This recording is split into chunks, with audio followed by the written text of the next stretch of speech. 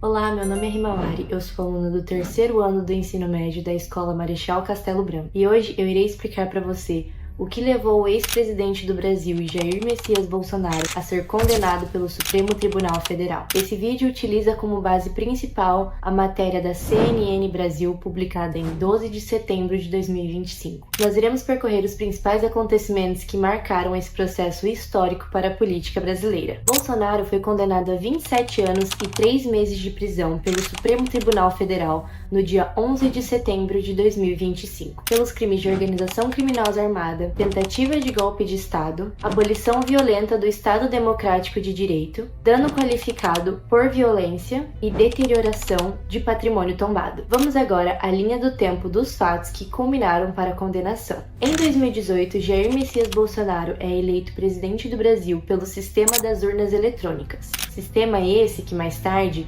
será alvo de críticas e acusações infundadas de seus apoiadores. Durante o seu mandato de 4 anos completos, Bolsonaro e seus aliados começam a levantar dúvidas sobre o sistema de urnas eletrônicas, especialmente no período eleitoral de 2022. E sem apresentar nenhuma prova, esse discurso vai se tornando cada vez mais central em sua campanha política. No segundo turno das eleições presidenciais, em 30 de outubro de 2022, Bolsonaro perde para Luiz Inácio Lula da Silva, que obteve 50,90% dos votos válidos. A derrota marca um ponto de virada. Os seus apoiadores passam a criticar o mesmo sistema eleitoral que o elegeu em 2018. Protestos e manifestações são organizados por todo o país, causando uma grande onda de revolta. Com a diplomação de Lula, episódios de violência se intensificam. Veículos são incendiados em Brasília, uma bomba é encontrada próxima ao aeroporto e uma minuta golpista é descoberta. Nesse mesmo período, em 30 de dezembro,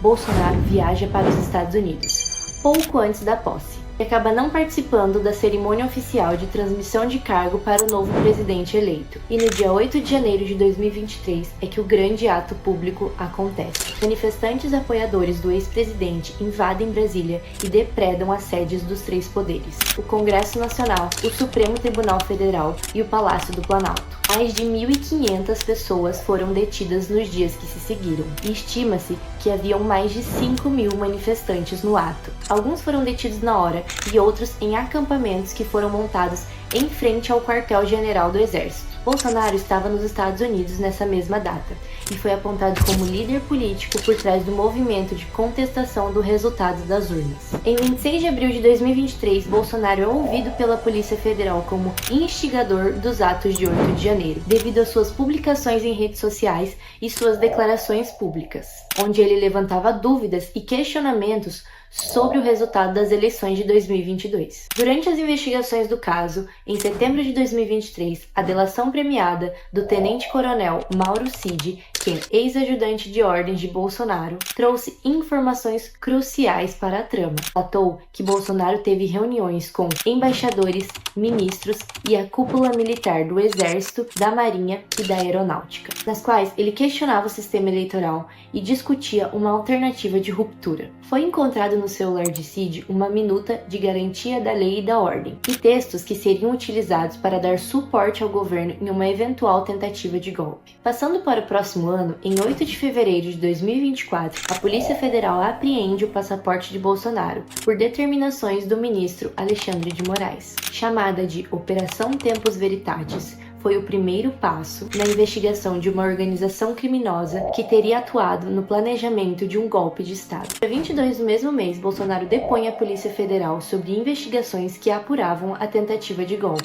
Ele permaneceu em silêncio e ficou por cerca de 4 minutos diante dos oficiais. Seus advogados argumentaram que não tiveram acesso integral às provas que foram coletadas dos celulares e computadores que foram apreendidos. Em 19 de novembro de 2024, a Polícia Federal realiza uma operação importantíssima contra um grupo que planejava os assassinatos do então presidente Luiz Inácio Lula da Silva, do vice-presidente Geraldo Alckmin e do ministro do STF Alexandre de Moraes. O general Mário Fernandes, que foi secretário executivo da Secretaria-Geral da Presidência, admitiu em interrogatório no STF ter idealizado o plano Punhal Verde e Amarelo, que planejava o assassinato dessas 3 figuras públicas brasileiras. Segundo investigações, o grupo era formado em sua grande maioria por militares das Forças Especiais do Exército. e no final de novembro o inquérito é concluído. A Polícia Federal aponta provas da participação de Bolsonaro, a tentativa de golpe ao Estado Democrático e de Direito, e mais 36 pessoas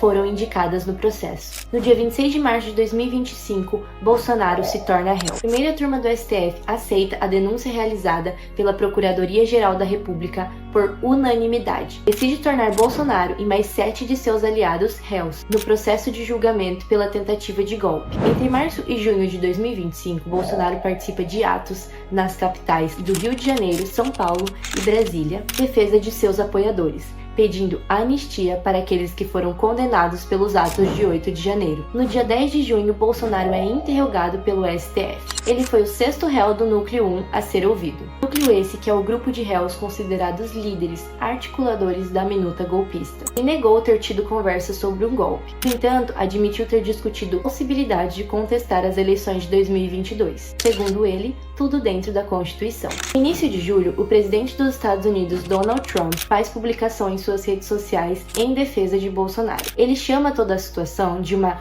caça às bruxas e no final diz: deixem Bolsonaro em paz. O presidente americano anuncia que irá taxar o Brasil em 50% de todos os seus produtos importados. No curso de um inquérito paralelo que investiga Eduardo Bolsonaro, a Polícia Federal tem risco de fuga e solicita a aplicação de medidas cautelares. Moraes atende a solicitação, termina a busca e apreensão em todas as residências ligadas a Bolsonaro e a aplicação das cautelas, incluindo o uso de tornozeleira eletrônica. Segundo o ministro, condutas de Eduardo e Jair caracterizam crimes de coação do processo, obstrução da justiça e ataque à soberania nacional, pois ambos defenderam as tarifas dos Estados Unidos contra o Brasil. Moraes publica despacho judicial que reforça a proibição de Bolsonaro utilizar redes sociais de maneira direta ou indireta. Em seguida, o ex-presidente participa de uma reunião de seu partido na Câmara e concede entrevista, mostrando a sua tornozeleira eletrônica para a imprensa. Moraes então determina que os advogados do réu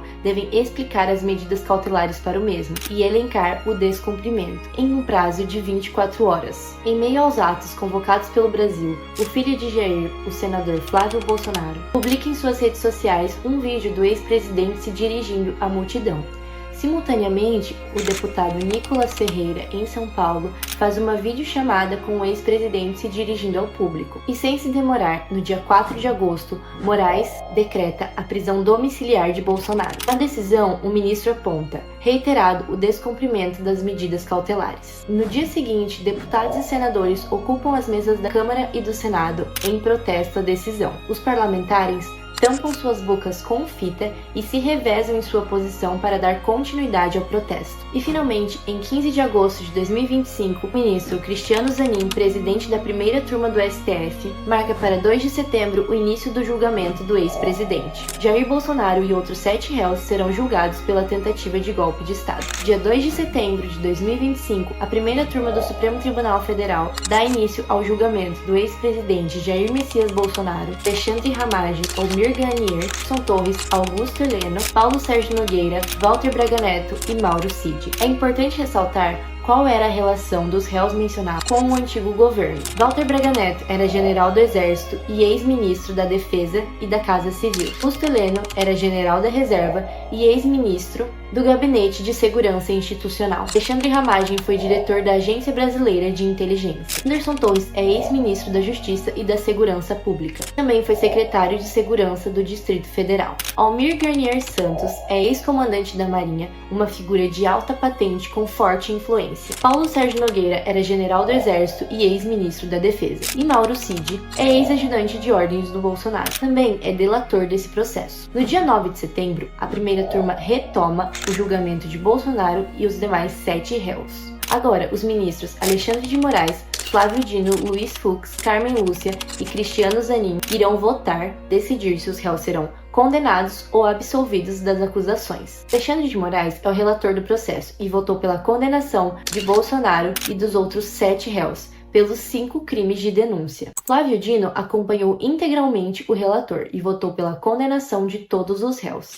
Luiz Fux divergiu parcialmente e votou pela absolvição de Bolsonaro e da maioria dos réus. argumentando a falta de competência da primeira turma para julgar o caso, solicitando que o mesmo fosse levado ao plenário do STF. Disse também sobre a inconsistência e falta de provas, embora ele tenha se contradito, pois votou pela condenação de Mauro Cid e Braga Neto.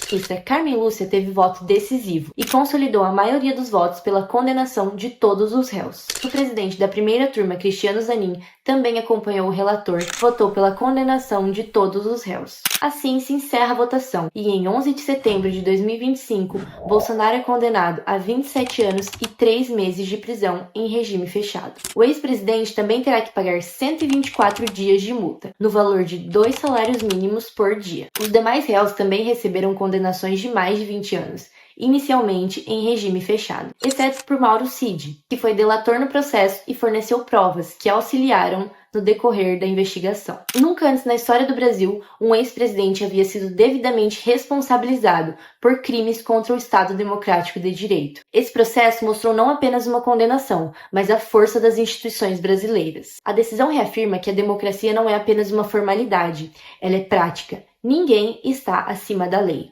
A condenação abre um precedente jurídico e político. Mostra que os futuros governantes terão limites claros e que tentativas de burlar a Constituição serão devidamente julgadas e penalizadas. Independente do posicionamento político, o caso teve repercussão mundial. O Brasil passa a ser visto como um país que consegue punir seus líderes por ataques à ordem democrática e abre debates profundos sobre liberdade, limites políticos e a defesa do Estado Democrático de Direito. O julgamento de Bolsonaro será lembrado como um divisor de águas na história do país, o dia em que a democracia brasileira foi posta à prova e respondeu com firmeza. Eu espero que, independente do seu posicionamento político, você tenha entendido com esse vídeo o que levou o ex-presidente Jair Bolsonaro à condenação. Muito obrigada!